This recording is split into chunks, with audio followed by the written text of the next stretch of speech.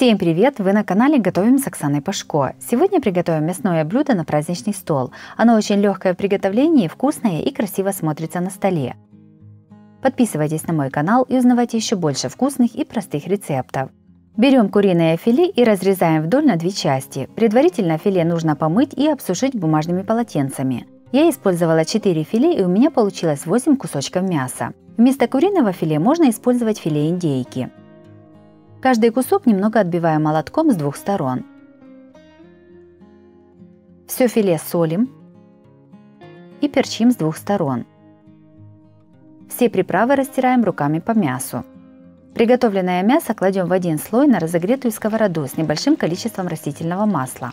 У меня за один раз поместилось 2 филе. Мясо обжариваем с двух сторон до красивой румяной корочки. Готовое мясо снимаем со сковороды на бумажное полотенце, чтобы стек лишний жир. –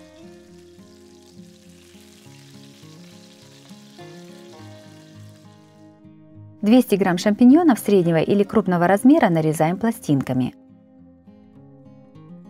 Грибы кладем на сухую разогретую сковороду. Обжариваем их на большом огне до румяной корочки. Когда грибы поджарились с одной стороны, аккуратно переворачиваем их на другую сторону. Обжариваем их еще примерно 1-2 минуты и снимаем с огня. 2 кусочка моцареллы разрезаем на 8 пластинок. Всего мне понадобилось 250 грамм сыра.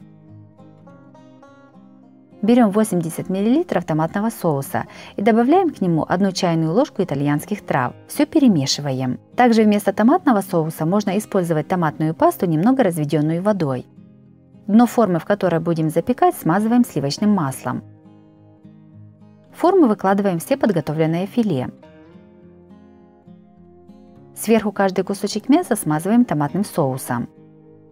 Еще больше разных мясных блюд на праздничный стол смотрите в моем плейлисте по ссылке на экране или в описании под видео. Кладем по одному кусочку моцареллы. На сыр выкладываем обжаренные грибы. Все ставим в духовку, разогретую до 200 градусов. Запекаем примерно 5-7 минут. Блюдо подаем на стол горячим.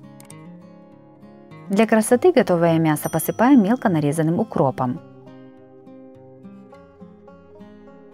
Филе под сырной корочкой получилось очень вкусным, нежным и сочным. Готовится оно просто и недолго. Это отличное горячее блюдо на праздничный стол. Также такое мясо можно приготовить и на каждый день.